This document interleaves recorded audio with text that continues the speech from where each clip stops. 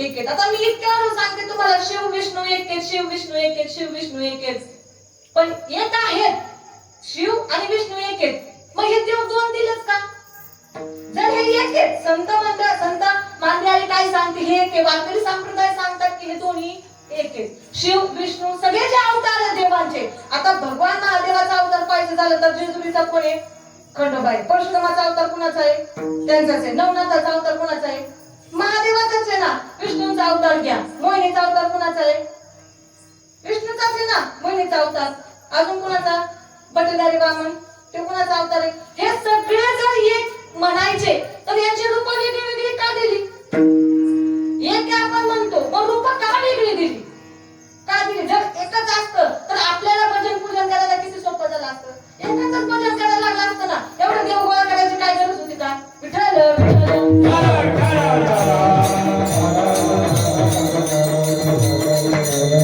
याची काय गरज? एवढी रूप दाखवायची. नवनाथ, आता नवनाथापैकी मच्छिंद्रनाथ असतील, गहिनीनाथ असतील, कानिकनाथ असतील, हे नाथ कसे एकच आहे. याच्यामध्ये भेद आहे का? की नवनाथांपैकी मच्छिंद्रनाथ श्रेष्ठ आहे का गहिनीनाथ श्रेष्ठ आहे? हा वाद तरी आहे का? हे सगळे एकच आहे. मग का तरी पण एवढी रूप देवांची दिली? काय एवढी रूप दिली? ऐका, व्यवहारातलं उदाहरण सांगते म्हणजे आपल्या पटकन लक्षात येईल. व्यवहारातलं उदाहरण सांगते.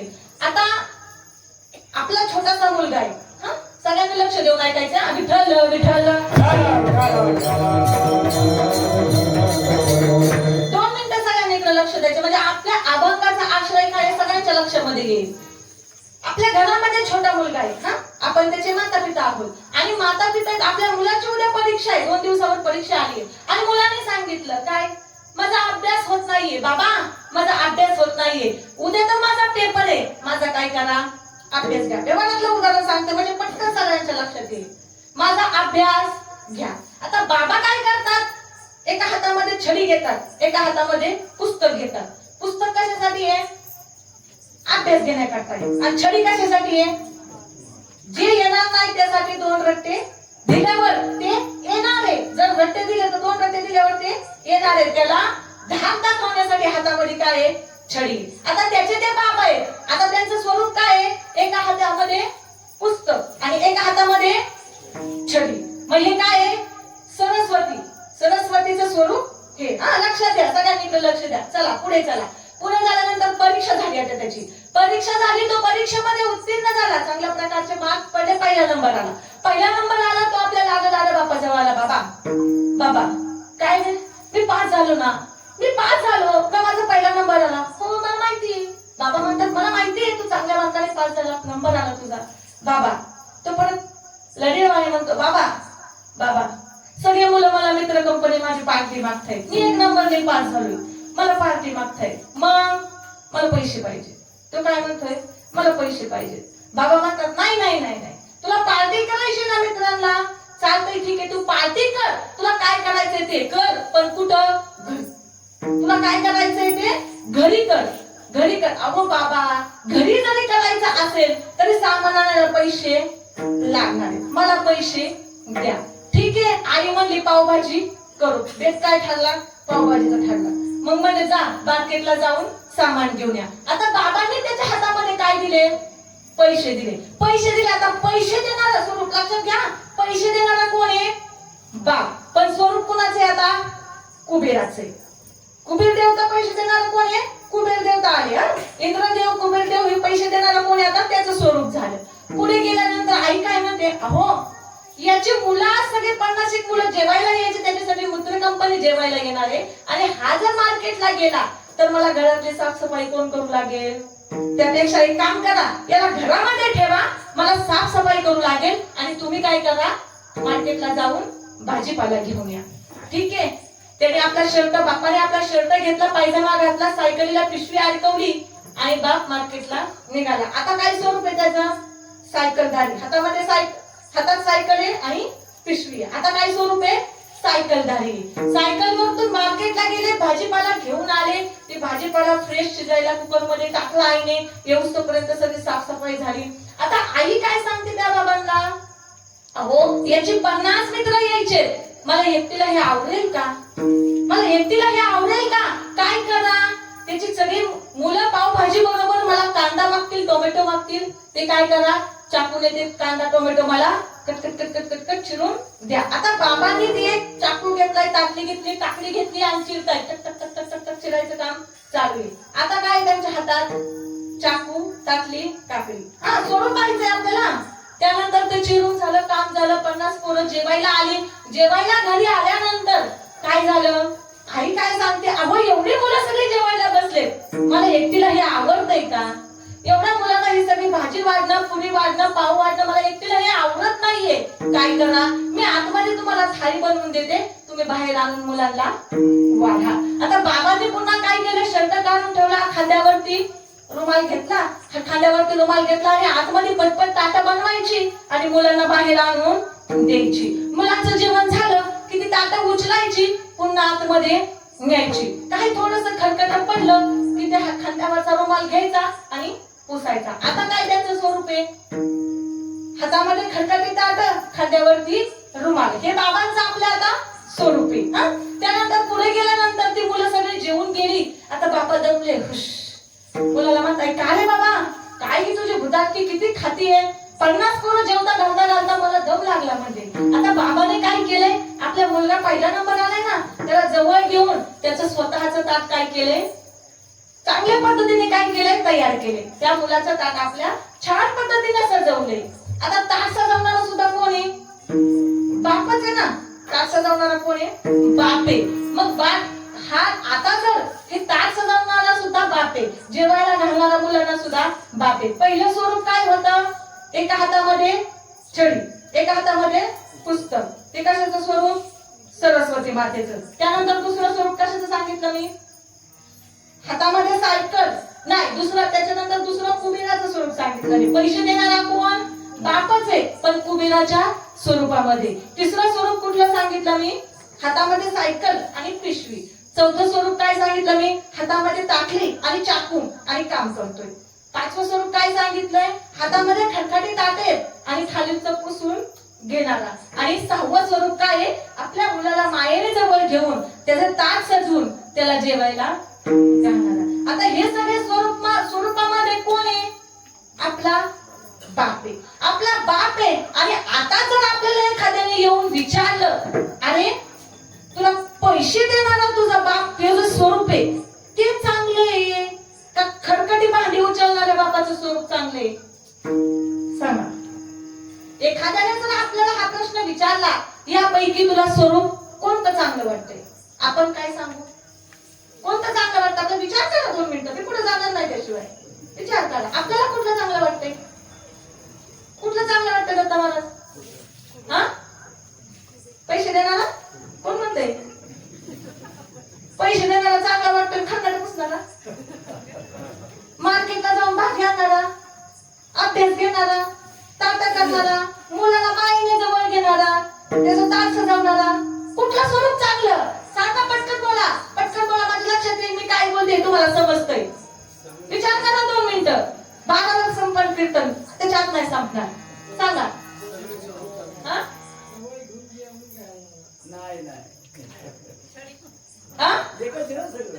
हा, बाबा काय म्हटले, ह्यातलं जर आपल्याला एखाद्याने विचारलं, यातलं स्वरूप तुला कुठलं आवडतं, आपल्याला भेद करता येईल का?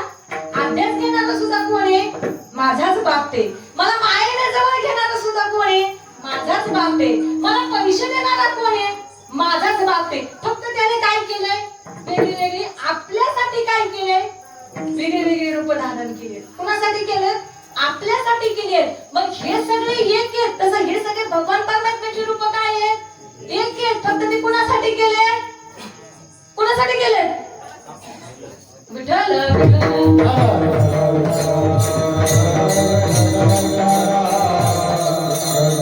अजून एक उदाहरण तुम्हाला देते. आता वरती राजकारण चाललंय, सगळ्यात मिळून कसं चाललंय, मिळून चाललंय ना, तिघात मिळून चाललंय. हा, राजकारण कसं चाललंय, तिघात मिळून चाललंय. आणि चौथा पण आहे, तो पण काय वेगळा नाही, तो तर 5 वाजता शपथ घेऊन मोकळा झाला. विठ्ठल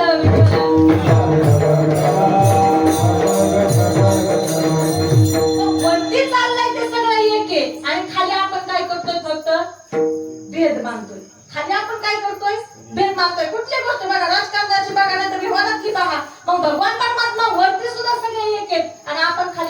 बघतोय? आपण खाली भेद मानतोय. म्हणून ह्या नरहरी मानस सुद्धा काय करत होते? भेद मानत होते. आता भेद मानताय झालं, तुम्ही सांगताल काय? तुम्ही सांगताय हे सगळे देव एक आहेत, सगळे देव आहेत, पण त्यातली ही 5 देवता कशी आहेत?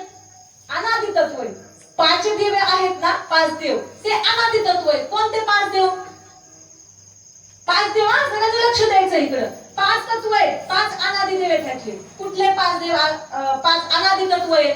म्हणजे ज्याला जन्मही नाही आणि ज्याला मरण नाही, अशा देवाला अनादि तत्व म्हणतात, अनादि देव असं म्हणतात. मग यातले 5 देव आहेत, सगळ्यांनी लक्ष द्या इकडं. कुठले 5 देव आहेत?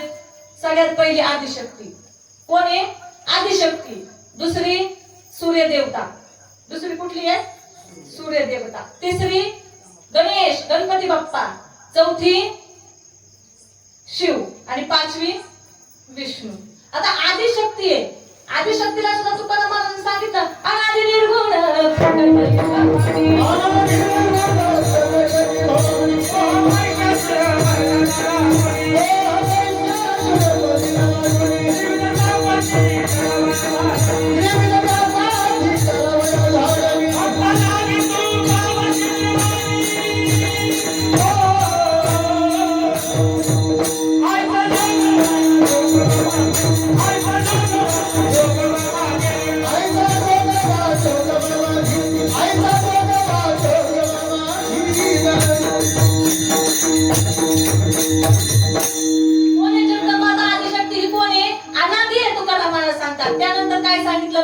श्री गणेश. श्री गणेश सुद्धा कोण आहे? अनादि तत्व आहे. अनादि तत्व आहे. तुम्ही म्हणतात त्यांना जन्म नाही, जन्म आहे, पण नाही. आता तुम्ही म्हणतात पार्वती मातेने कोणाला तयार केलं?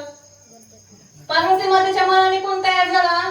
गणपती तयार झाला. पण तसं नाही. जर पार्वती मातेने जर गणपती बाप्पाला तयार केलं असतं तर भगवान भोले बाबा, भगवान शंकर आणि भगवान माता पार्वतीच्या लग्नात कुणाची पूजा केली?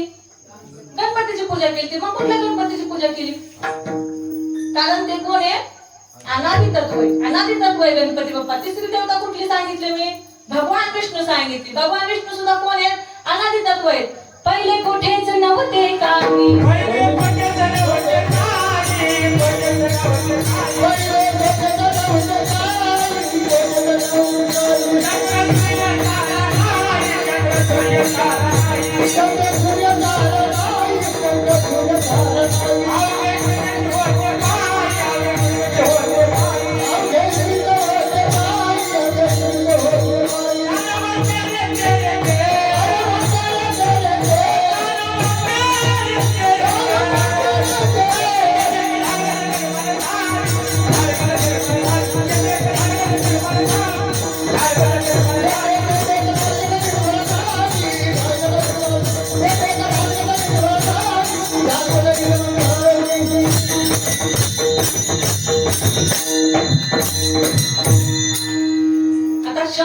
भगवान विष्णू सुद्धा कोण आहे? अनादि तत्व आहे. भगवान शंकर पण कसे आहेत? त्यांना सुद्धा जन्म नाही, मरण नाही. तुम्ही म्हणतात जन्म नाही. तुम्ही पहा, कुठलाही ग्रंथ पहा, कुठलाही ग्रंथ पहा, पुराण पहा आणि पुढल्या वर्षी सप्त्यामध्ये सांगा. 1 वर्ष टाइम तुम्हाला की भगवान शंकराचा जन्म आणि मृत्यू सांगायचा नाही. बाबा त्यांना सुद्धा जन्म नाही आणि मृत्यू नाही. ओम नमो शिवाय आदी कावडी घेतली खांदी. हे सुद्धा कोण आहेत? अनादि तत्व आहे. तुम्ही विश्वनाथ, ते कोण आहेत? विश्वाचे नाथ आहेत. विठ्ठल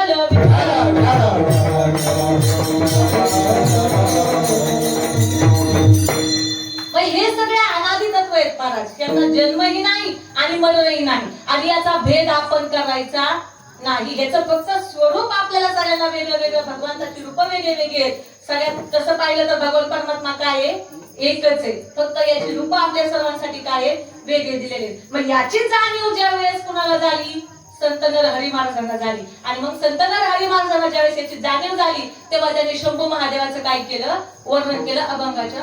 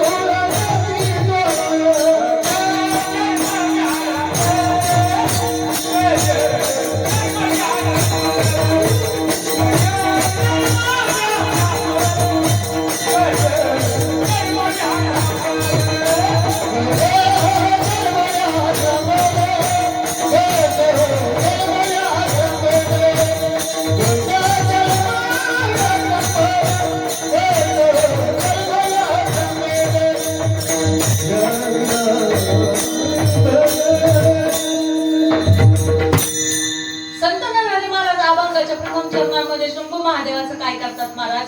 वर्णन करतात. काय? भस्म उठी रुंड माळा, हाती त्रिशूळ, नेत्रे ज्वाला. भगवान शंकर काय करतात? भस्म लावतात. भस्म उठी रुंड माळा, गळ्यामध्ये काय आहे? रुंडाच्या माळा आहेत, हाती त्रिशूळ आहे आणि नेत्रामध्ये काय आहे? अग्नीच्या ज्वाळा आहेत. असं स्वरूप नरहरी महाराज काय आभूषणासहित त्यांचं स्वरूप या अभंगामध्ये करतात. आता वास्तविक पाहिलं तर बऱ्याच जणांनी, बऱ्याच संतांनी, बऱ्याच भगवान परमात्म्याच्या प्रत्येक देवताचं त्यांनी काय केलेलं आहे? वर्णन केलेलं आहे. विष्णूचं वर्णन केलं ना महाराज. विष्णूचं काय केलेलं आहे? पांडुरंग परमात्म्याचं स्वरूप काय? सुंदर ते ध्यान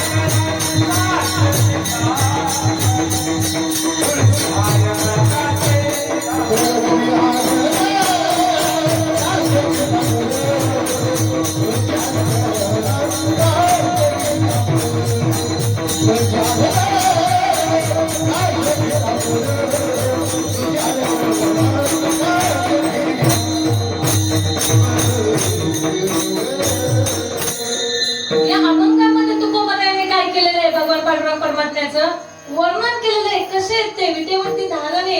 या सगळ्या अभंगामध्ये काय केले तुकोबाने? पांडुरंग परमात्म्याचं वर्णन केलेलं आहे. ज्यावेळी भगवान शंकर रावणावरती काय झाले? रुष्ट झाले. रावणाने तपश्चर्या केलीये. त्याला भरपूर अशी शक्ती प्रदान भगवान भोले बाबांनी त्याच्या तपश्चर्यावरती प्रसन्न होऊन भरपूर अशी शक्ती काय केली? रावणाला दिली. आणि आपल्याला किती शक्ती दिलीये हे बघण्यासाठी रावणाने काय केलं महाराज? कैलास पर्वतच उचलला. की खरंच भगवान शंकराने मला, माझ्या आराध्य दैवताने मला किती शक्ती दिली, खरंच दिली का बघण्यासाठी त्याने काय केलं? कैलास पर्वतच उचलला. आणि कैलास पर्वत उचलला मग मात्र भगवान शंकराला हे बघावलं नाही. त्यांना राग आला. काय झालंय आता? रावणाला काय झालाय? अहंकार झालाय. म्हणून त्यांनी काय केलं? फक्त महाराज भगवान भोले बाबाने फक्त पायाच्या अंगठ्याने काय केलं? तो कैलास पर्वत खाली थोडासा दाबला. आणि खाली दाबल्यानंतर मग मात्र आता ते कैलास पर्वत खाली दाबलाय. आणि खाली कोण आहे? रावण आहे. तो त्याच्या खाली काय झाला? चिरडू लागला ना. मग त्याच्या खाली चिरडल्यामुळे त्याने काय केलं? पुन्हा शंकराची आराधना चालू केली. शंकराची आराधना चालू केली. काय केलंय? जटाटवी गलज्जल प्रवाहकाले धर्तले करेवनाम्यनाम्बिकां भुजंगतुण्डमालिकां डमट्टमट्टमट्टमन्निनादमट्टमर्वयं चकारचण्डताण्डवं करोतु नः शिवं जटाकटाह सप्तमन्त्रमन्यलेपनिर्जरी विलोलवीचिवल्लरी विराजमानमुद्धरी धगद्धगद्धगज्ज्वलाललट्टपट्टपावके किशोरचन्द्रशेखरे गतिप्रदीक्षणं मम. ओम नमः शिवाय.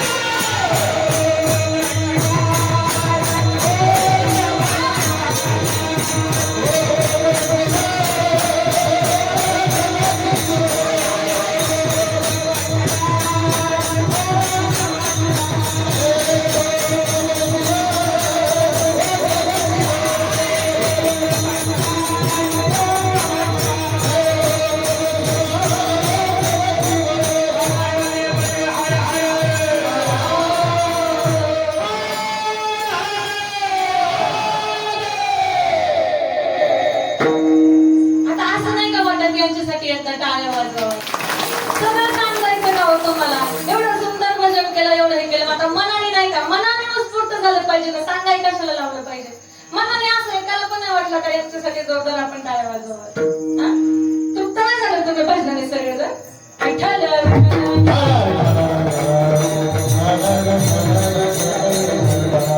अभंगाच्या प्रथम चरणामध्ये नरहरी महाराज काय सांगतात, भस्मावटी रुंड माळा. हा भगवान शंकर काय करतो, अंगाला काय करतो, भस्म लावतो. आता या भगवान शंकराने काय केलं, देवदेवतांनी प्रत्येकाला एक वेगळ्या हातामध्ये कार्य दिलं होतं. मग हे भस्म लावायचं कार्य कुणाकडे दिलं होतं, भस्म लावायचं कार्य, भस्म आणून द्यायचं कार्य कुणाकडे दिलं होतं, भस्मासुराकडे दिलं होतं. हो की नाही, सगळ्यांना माहितीये या भस्मासुराकडे हे कार्य दिलं होतं. पण हे भस्मासुराकडे कार्य दिलं, पण भस्म आणायला सांगताना भगवान शंकराने कोणाचं भस्म आणायला सांगितलं होतं, की जे फक्त माझे म्हणजे जे माझे भक्ती करतात, माझे भजन पूजन करतात, अशांचंच फक्त काय करायचं, भस्म धारण करायचं. मग याच्यामध्ये आपल्याला एक शिकवण आहे बाबा. काय शिकवण आहे, काय शिकवण आहे लक्षात घ्या सगळ्यांनी. भस्म, महादेवाच्या अंगाला भस्म कुठलं लावतात, चिता भस्म लावतात. मग ते कोणाची चिताचं लागतं, जे महादेवाचं भजन पूजन करतात त्याचं. मग आपण आता काय करतोय, महादेवाचं भजन करता. आपण एवढ्या विषयामध्ये दंग झालेलो आहे महाराज. मग आपण कमीत कमी एवढं तरी कर्म केलं पाहिजे, की एवढं तरी मनाला आपल्या वाटलं पाहिजे की आपण असं कार्य केलं पाहिजे की आपल्या चित्ताचं भस्म काय झालं पाहिजे, महादेवाच्या अंगाला लागलं पाहिजे. एवढी तरी आपल्या अपेक्षा ठेवायला काय हरकत आहे. विठ्ठल विठ्ठल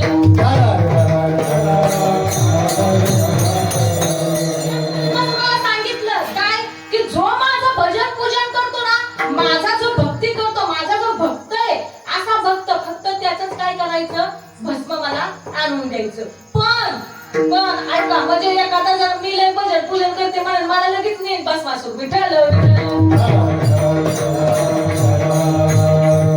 त्याचं मरण जवळ आलेले, तो आता मरणार आहे. अशाच भक्ताचं की आता त्याचं मरण जवळ आले, तो आता मरणार आहे. मग अशा माझ्या भक्ताचं काय करायचं, मला भस्म आणून द्यायचं. मग या भस्मासुराने काय केलं महाराज, त्याला ते रोजचा तापच झाला. काय, रोज असा एक भक्त बघा की तो जो जाणार आहे आता, असं बघायचं एक भक्त आणि त्याचा भस्म काय करायचं, शंकराला नेऊन द्यायचं. त्याला त्याचा त्रास होऊ लागला. तो नंतर त्याने काय केलं महाराज, प्रत्येक ठिकाणी काळा बाजार आहे, त्याने तोच करायला सुरुवात केली. प्रत्येक ठिकाणी ना, कुठं पण काळा बाजार नाही, प्रत्येक ठिकाणी भ्रष्टाचार असं तिकडे. त्याने काय केलं, आपलं दिसल ते उचलायचा, हात ठेवायचा, भस्म व्हायचा, आणि दिसल ते उचलायचा की भस्म घेऊन जायचा. आता याचा सगळं हे काय सगळं चुकीचं काम आहे ना, त्याचं सगळं ते चुकीचं काम भगवान परमात्म्याच्या लक्षात आलं. आणि त्यानंतर तिथं कोण गेलं, वाद साधणारे कोण, कळायचे नारद मुनी. हे नारद मुनी तिथं गेले आणि भस्मासुराला सांगितलं, काय रे तुला याचा त्रास नाही का, रोज एका माणसाच्या हातावरती डोक्यावरती हात ठेवायचा, त्याचा भस्म उचलायचा आणि भगवान शंकराला नेऊन द्यायचा. एक काम कर ना, ही रोजचं कार्य करण्यापेक्षा त्या भस्मासुराला सांगितलं, तुझाच हात शंकराच्या डोक्यावर ठेव. एकदा का त्याचा भस्म झाला, तुला पुन्हा भस्म व्हायची गरज नाही. आणि त्याची पार्वती एवढी सुंदर आहे ना, ती काय कर, घेऊन जा.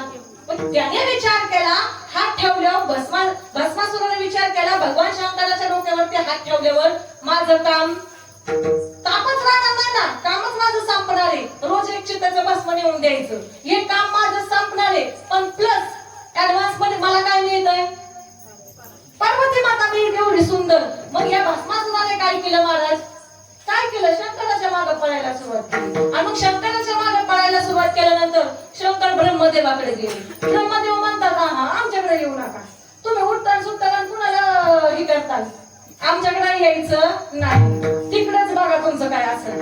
मग आता काय करायचं हे भगवान शंकर कुणाकडे गेले, विष्णूकडे गेले. विष्णू म्हणले, थांबा आम्ही बघतो काय करायचं. मग सगळ्यांना माहितीये, कथा सगळ्यांना माहितीये. विष्णूने काय केलं महाराज, मोहिनीचं रूप धारण केलं. आता या मोहिनीचं रूप आता आपल्याला बघायला मिळतं कुठं, नेवाशामध्ये.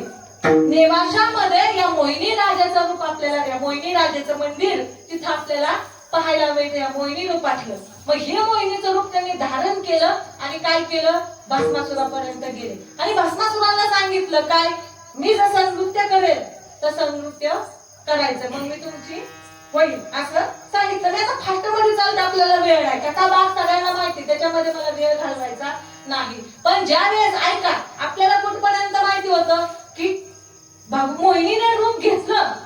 वहिनीने रूप घेतलं, भस्मासुराला नाचत नाचत गेली आणि तिने स्वतःचा हात तिच्या डोक्यावरती ठेवला. याने सुद्धा काय केलं, आपला हात आपल्या स्वतःच्या डोक्यावरती ठेवला आणि भस्मासूर संपला. पण ज्या वेळेस तो भगवान शंकराच्या मागे पळत होता ना, त्यावेळेस भगवान शंकर, मला एवढं सांगायचं तेवढ्यासाठी एवढी कथा सांगायला लागली.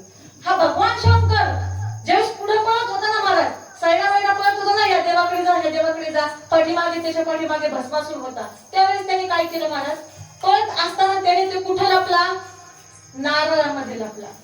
हा भस्मासूर काय झालं, नारळामध्ये लपला. म्हणून तर भगवान शंकराला नारळ फोडतात.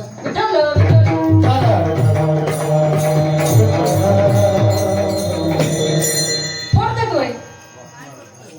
मग तुम्ही कसं ऐकून घेतलं माझं, कुणीच काय बोला नारळ फोडत नाही. काय करतात, का, कारण भगवान शंकर त्या नारळामध्ये काय झाले होते, लपले होते. मग नारळाला किती डोळे आहेत, 3. आणि भगवान शंकराला किती आहेत, 3 डोळे आहेत ना. विठ्ठल मग भस्मावटी रुंड माळा, त्यांच्या गळ्यामध्ये काय आहे, रुंड म्हणजे मुंडक्याच्या माळा आहेत. भगवान शंकर भोले बाबाच्या गळ्यामध्ये काय आहेत, मुंडक्याच्या माळा आहेत. आता तिथली काडी उचलली आणि नारद मुनी पार्वती मातेच्या घरी गेले आणि तिथे जाऊन ती काडी टाकली. काय हो, म्हणजे पार्वती माता तुम्ही हयात आहेत, तुम्ही भगवान शंकराबरोबर रोज आहेत, भगवान भोले बाबा बरोबर तुम्ही रोज आहेत, तरी सुद्धा भगवान भोले बाबा कुणाच्या माळा गळ्यामध्ये घालतात, कुणाच्या मुंडक्याच्या माळा गळ्यामध्ये घालतात. आता बायकांना तेवढंच कारण लागतं रुसायला, की मी असताना हा कुणाच्या गळ्यामध्ये माळा घालतो, कुणाच्या मुंडक्याच्या माळा गळ्यामध्ये घालतो. बाबा रुसली ना पार्वती माता, केस मोकळे, साडी अस्ताव्यस्त, केस मोकळे, गेली आपली खुलीत जाऊन बसली. पूर्वीच्या काळी तशा खोल्या होत्या, आता नाही. आता काय, बेडरूम, किचन, हॉल, अजून काय असतं ना, एवढंच असतं ना. हा, पण ती पूर्वीच्या काळी बायका रुसल्या ना, त्यांच्यासाठी एक कक्ष वेगळं असायचं. मग पतिदेवतेने ठरवायचं, आज इथं दिसत नाही, रुसलेल्या खोलीत दिसते म्हणजे आज आपली बायको फुगली. विठ्ठल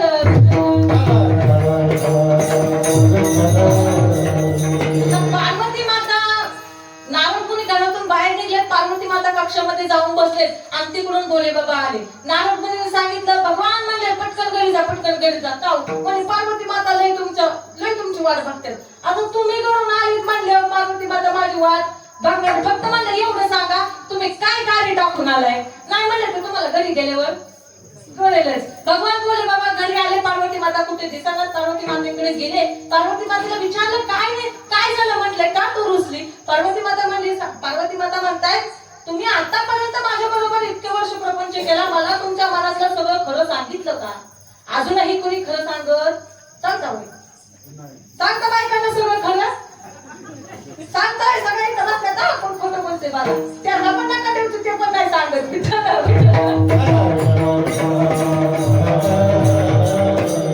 कोणी आपल्या बायकोला खरं सांगत नाही. मग ती पार्वती माता रुसली. पार्वती माता भगवान शंकरला म्हणते, आहो तेव्हा तुम्ही माझ्या बरोबर आतापासून तुम्ही लपून ठेवलं. काय लपून ठेवलं, अगं म्हणजे मी तुला सगळं खरं सांगत आलो, मी काय लपून ठेवलंय. म्हणजे मला सांगा, तुमच्या गळ्यामध्ये मुंडक्याच्या माळा कुणाच्या आहेत.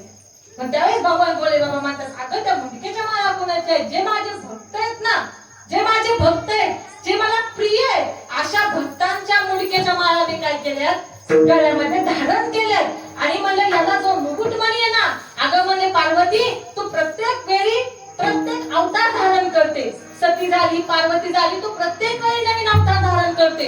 म्हणून या माळेला जो मुकुटमणी आहे ना, तो तुझ्या मुंडक्याचा माळेचा मुकुटमणी हा तुझा आहे. मग भस्मावटी रुंड माळा, हाती त्रिशूळ, नेत्री ज्वाळा. आता त्रिशूळ धारण करायचा अधिकार कुणाचा आहे, कुणाचा पण नाही बाबा. प्रत्येक देवतांचे शस्त्रास्त्र काय आहेत, वेगळे वेगळे, प्रत्येक देवतांचे. मग विष्णूकडे काय आहे, सुदर्शन चक्र आहे. आणि प्रत्येकाचं शस्त्र वेगळं वेगळं आहे आणि त्याची ताकद प्रत्येकाकडे वेगळी वेगळी आहे आणि प्रत्येकाचं कारण पण ती वेगळं वेगळं धारण करण्याचं. त्रिशूळ कोणी असं धारण करत नाही, त्याला 3 आपल्याकडे जावं लागतात. काय, काम, क्रोध, लोभ, हे सगळे 3 आपल्याकडे घालवावं लागतात, तेव्हा ते त्रिशूळ धारण करता येतो. भगवान शंकराची सुद्धा परीक्षा घेतली. काम, क्रोध, लोभ या 3ची परीक्षा घेतली. कामाची परीक्षा घेतली महाराज, लोभाची परीक्षा घेतली. आणि लोभाची परीक्षा काय घेतली, ज्यावेळी रावणाने काय केलं महाराज, लंका मागितली नाही. लंका अगोदर कुणाची होती?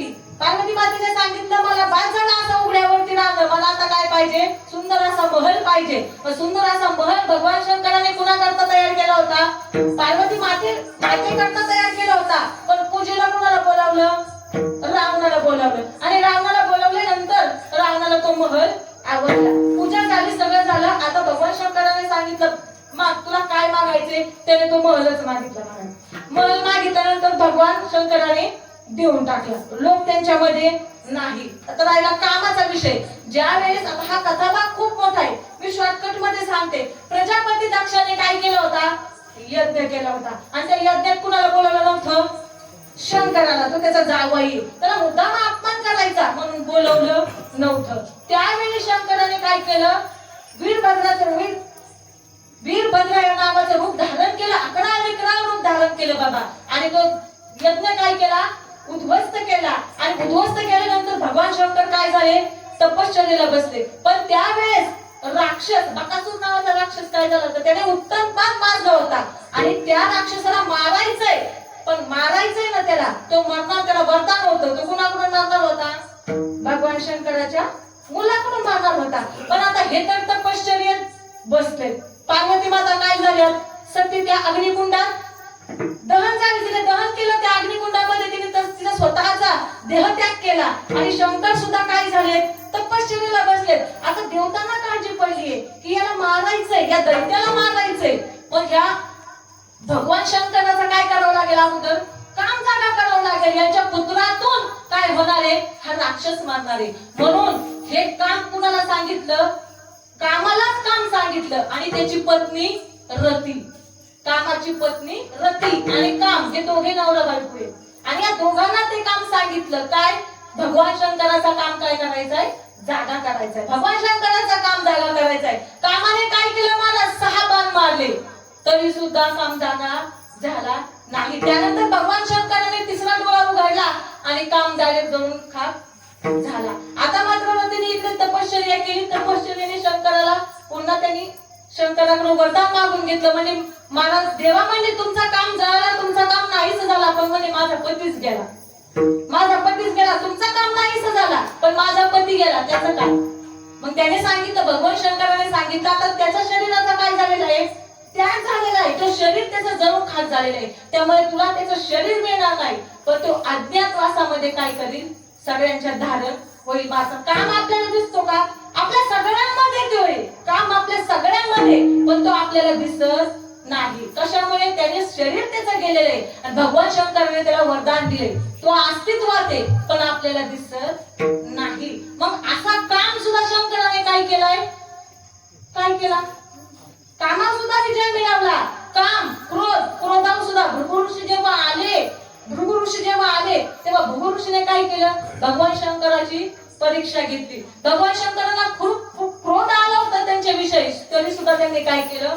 त्या क्रोधावर विजय मिळवला महाराज. म्हणून त्रिशूळ कोणी सुद्धा धारण करत नाही. जे काम, क्रोध, लोभ हे तिन्ही विकार ज्यांच्यावर विजय मिळवतात ना, अशीच देवता फक्त त्रिशूळ धारण करते. विठ्ठल.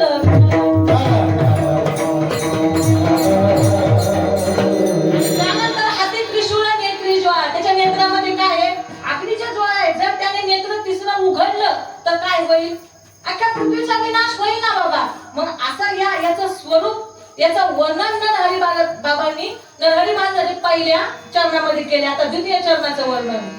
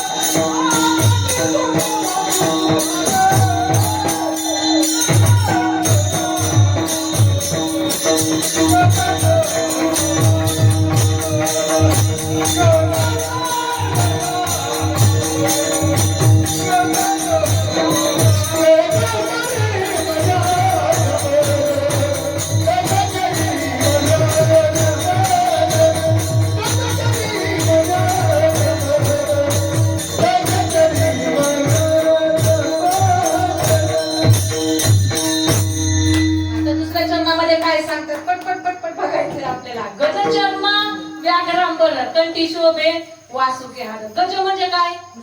हत्ती. हत्तीचं कातर याने धारण केले. कधी केलं माहिती का आपल्याला?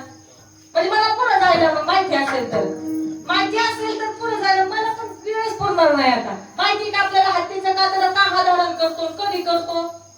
माहिती असेल तर सांगा ना. विठ्ठल विठ्ठल. 2 मिनिटांमध्ये सांगते. कधी याने हत्तीचं कातड धारण केलं? ज्या वेळेस श्री गणेशाचं मुंडकं कोणी छाटलं होतं? शंकराने छाटलं होतं. त्यावेळेस काय सांगितलं होतं? ज्याचं कुणाचं मुंडकं भेटेल त्याचं याला जोडायचं. मग हत्तीचं मुंडकं सापडलं. हत्तीचं मुंडकं सापडलं आणि श्री गणेश जिवंत झाले. पण त्या हत्तीचं काय? मग त्या हत्तीने विचारलं माझं काय? माझा उद्धार कसा होईल? त्यावेळेस भगवान शंकराने हत्तीला सांगितलं की तुझा उद्धार मी करतो. मी श्रावण महिन्यातल्या पहिल्या सोमवारी काय करीन? तुझं कातड धारण करेन. विठ्ठल विठ्ठल.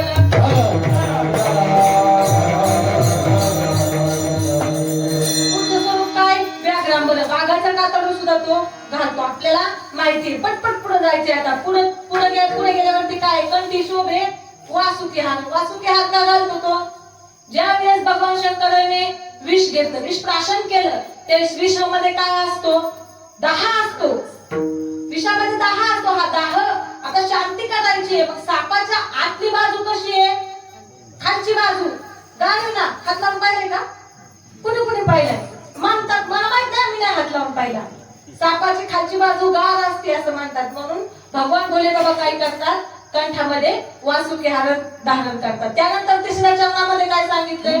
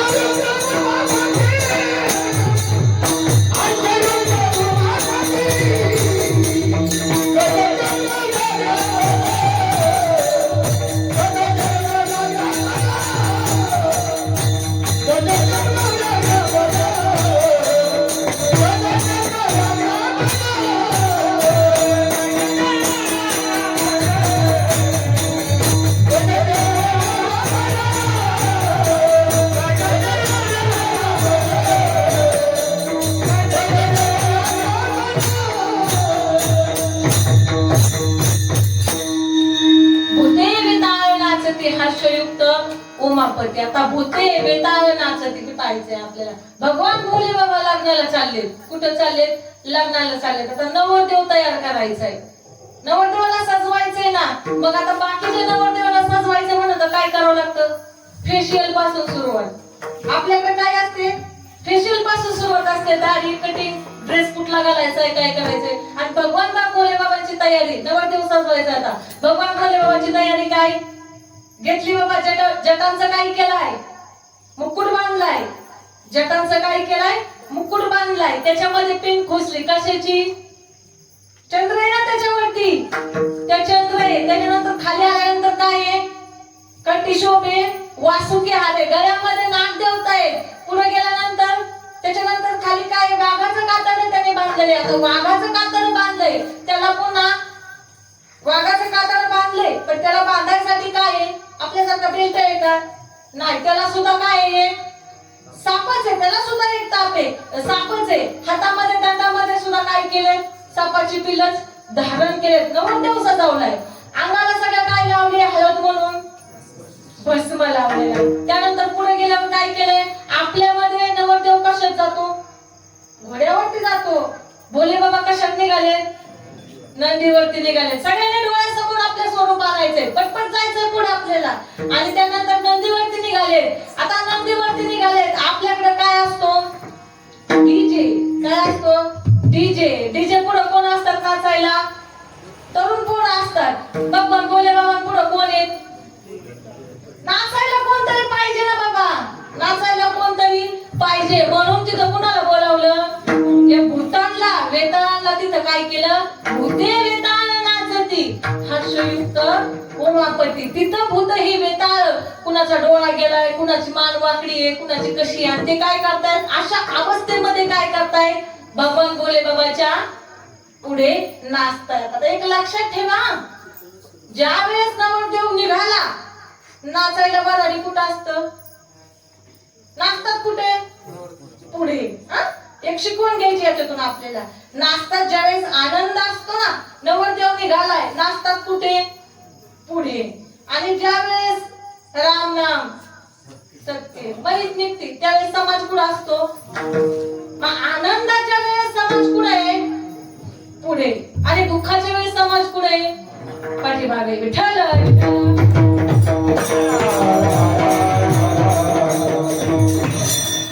एवढीच गोष्ट आपल्याला लक्षात ठेवायची, आपल्या आनंदामध्ये समाज सगळा सामील सहज गतीने होतो आणि दुःखामध्ये आपला पाठीमाग असतो.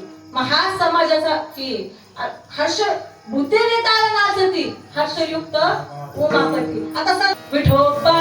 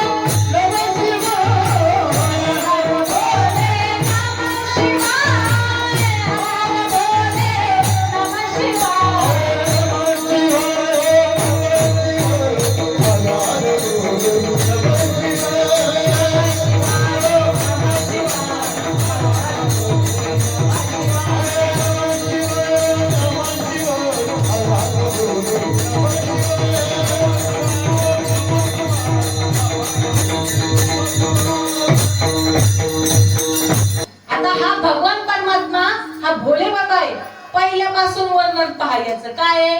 भस्म उटी, रुंड माळा, हाती त्रिशूळ, नेत्री ज्वाळा. हे कसं आहे? पुढं पुढं पहा. गजचर्म, व्याघ्रांबर, कंठी शोभे, वासुकी हार, भूते वेताळ नाचती हर्षयुक्त उमापती. हे सगळं स्वरूप कसं आहे? हे सगळं रूप कसं आहे? रुद्र आहे ना. हे कसं आहे? रुद्र अवतारातलं हे सगळं चांगलं आहे का महाराज? साप कसा आहे? चांगला आहे का? हातामध्ये त्रिशूळ आहे, नेत्रामध्ये अग्नी आहे. कसं आहे? जर ते डोळा उघडला तर सगळं विनाश होणार आहे. अंगाला काय लावलंय? चितेचं भस्म लावलंय. गळ्यामध्ये काय आहे? गेलेल्या व्यक्तींच्या मुंडकेच्या माळा आहेत. पुढं काय आहे? गजचर्म, हत्तीचं, मेलेल्या हत्तीचं कातड त्याने घेतलंय, वाघाचं लावलंय. पुढं काय? गजचर्म, व्याघ्रांबर, कंठी शोभे, वासुकी हार, भूते वेताळ नाचती हर्षयुक्त उमापती. याने जवळ कोणाला केलंय?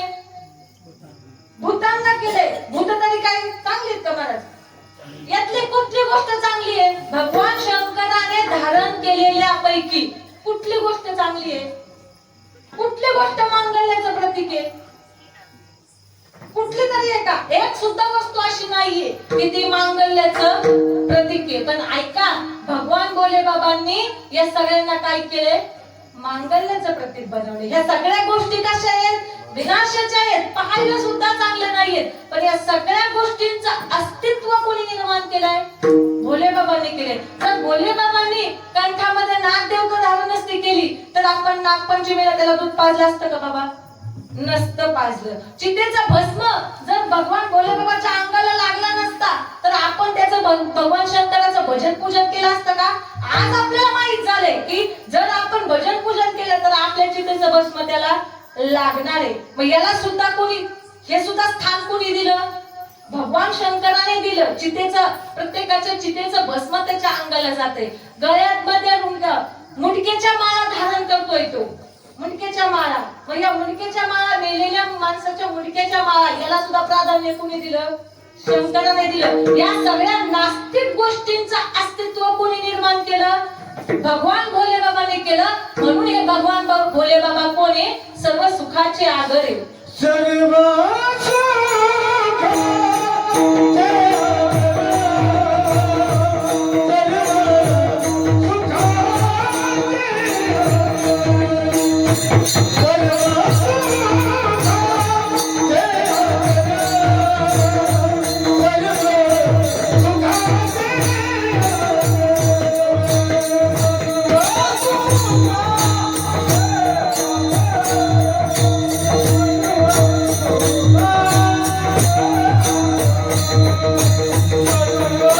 सर्व सुखाचे आगर म्हणे नरहरी सोनार. हा भगवान भोले बाबा काय आहे? सर्व सुखाचे आगर आहे. मग आपल्याला फक्त काय करायचंय? एकच गोष्ट करायची. काय करायचे? शिवस्तुतीतला शेवटचा श्लोक सांगतो आपल्याला. काय सांगतो? एवढी एकच गोष्ट करायची. का? कारण हा भगवान भोले बाबा काय आहे? सर्व सुखाचे आगर आहे. म्हणून एवढी एकच गोष्ट आपल्याला करायची. काय? अभ्यास नको, शास्त्राभ्यास नको, श्रुती पढू नको, शास्त्राभ्यास नको, श्रुती पढू नको, योगाभ्यास नको, तीर्थासी जाऊ नको, योगाभ्यास नको, तीर्थासी जाऊ नको, व्रतमखे नको, तीव्र तपेती नको, व्रतमखे नको, तीव्र तपेती नको, काळाचे भयमही धरू नको, दृष्टाशी शंकू नको, काळाचे भयमही धरू नको, दृष्टाशी शंकू नको, ज्याची स्मरणे पतित तरती तो शंभू सोडू नको, ज्याची स्मरणे पतित तरती तो शंभू